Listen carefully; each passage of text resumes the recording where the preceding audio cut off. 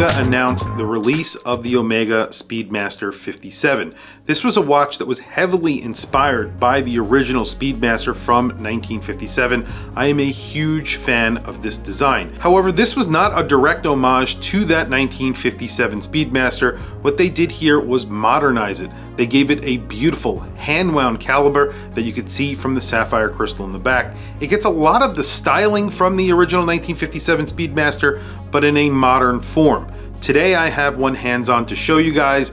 It is a gorgeous watch. Let's flip the camera and take a look at the Omega Speedmaster 57.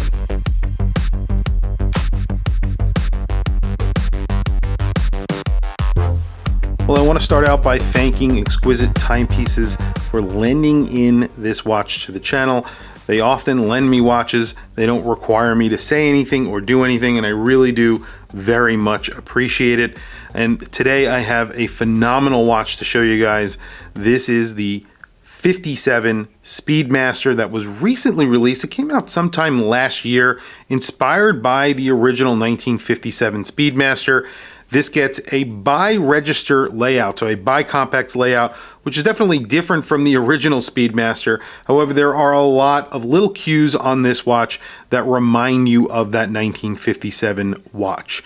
This gets a hand-wound movement. The hand-wound movement inside this watch is gorgeous. It's one of the best looking recent calibers from the brand. This is the 9906.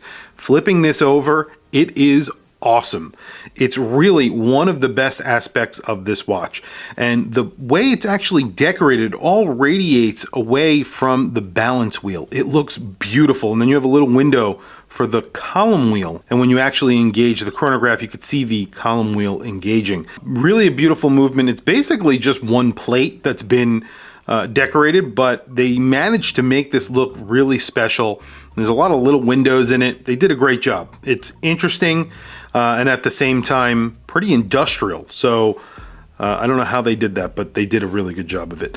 There's a lot of different finishing throughout the case. You have brushing, polishing. It's a beautiful case, and like I said, very heavily inspired by the 1957 Speedmaster, but definitely not a one-for-one. They made a one-for-one. That was a limited edition. This is not that watch. It's a little bit bigger. I believe that original watch was 38 millimeters, I want to say. This one is just about 40 millimeters, just over 40 millimeters. You have a very boxed sapphire crystal on here. The boxed sapphire crystal is really raised off of the case and definitely adds to the thickness, but it's still not a very thick watch for a chronograph. That's because you're getting a hand-wound caliber, 12.9 millimeters thick, and you do get a pretty big crown of 6.4 millimeters. It winds really nicely. You almost can't hear it though. That's the only complaint that I would have about the movement, is when you're winding it, you don't get that satisfying winding noise. It almost sounds like it's not winding, and it gets me a little bit nervous, but it's definitely winding because it works really nicely. 49.4 millimeter lug span. So it's not the smallest lug span. It won't wear incredibly small. It definitely wears like a 41 millimeter watch. So it measures around 40 millimeters. I would say it wears like a 41 millimeter. You have these very long straight lugs on here. The tops are polished. You have the tachometer in a stainless steel, and then you have a sandwich dial. So the dial is beautiful on here as well. That sandwich dial is filled with BGW9. So you have a patinaed BGW9, then you have a broad arrow. Those are rhodium plated. The hands are rhodium plated, and those are also filled with a vintage lume. Really, really beautiful, very layered dial for a Speedmaster. And the way that they've set up this dial, there's a date window at the 6 o'clock. That is color matched. So it sort of replaces the index at 6 o'clock. And then there's small seconds at the 9 o'clock. And that is a sunken sub-register. And then you have another sunken sub-register at the 3 o'clock. And that actually has two of the functions for the chronograph. That is the 12-hour counter and the 60-minute counter. So that's there at the 3 o'clock. So it really keeps the dial very neat. You're not losing any information, and you still have that bi-complex layout. This is a beautiful watch for anybody who really loves Speedmasters, but they don't want a vintage Speedmaster. They want something that is more modern. This is a very modern watch. It's a master chronometer. that caliber 9906, a very high-end movement and obviously very, very good looking. The model number on here is the 332-1241-51-01001.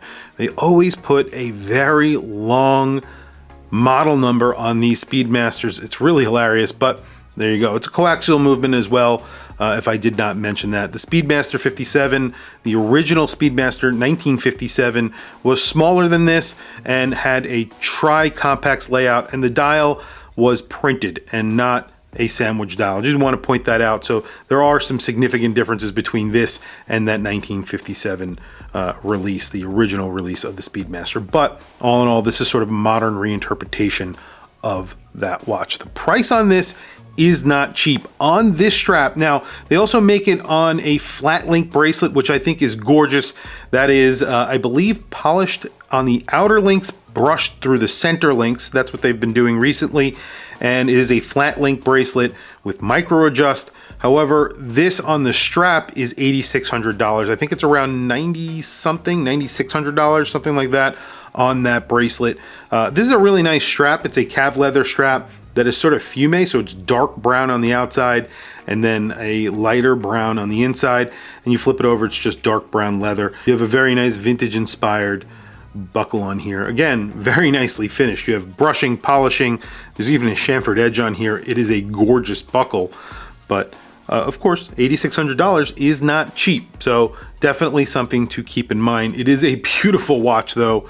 And I'll do a loom shot very quickly. I'm going to throw it on my wrist as well so you can see what it looks like on my 7.5 inch wrist. Very quickly, today I have my AP Royal Oak Offshore on.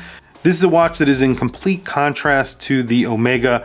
This is not an elegant watch. It is somewhat of a brick on the wrist. It wears like a brick that you have strapped to your wrist. So this watch wears beautifully. It's thin for a chronograph, very thin, and it just has a real elegance about it. It's a beautiful chronograph from Omega, and I think they really did a great job. If you are interested in the 1957 Speedmaster, however, you don't want to spend a ton of money on an original version, and you can't get your hands on the reissue, this is a great option. And of course, it has a lot up its sleeve. I mean, look at this. It is beautiful. I have a 7.5 inch wrist. This is a 41 millimeter watch. It's around 12 millimeters thick, a little bit over 12 millimeters thick, and then you have almost a 50 millimeter lug span, which doesn't bother my wrist whatsoever. And I believe the bracelet comes with female end links. If it's anything like my 57 Seamaster, which is in 38 millimeters, definitely looks a lot like this watch, as I mentioned. So very quickly, a loom shot, and then we'll wrap up the video. There you go. Loom is pretty good on here. The sandwich portion is loomed decently. The hands are loomed very nicely. All in all, I think it's pretty good. There is no running seconds. I would love to see that. I always mention that with almost every loom shot. If it's not there, I mention it because I like to see that my watch is working in the dark. Other than that, loom decent on this watch, nothing incredible, but what a gorgeous watch overall. The construction and obviously the movement. The movement is just phenomenal. And I'll throw up a picture of that movement one more time so you can see what I'm talking about. I love it.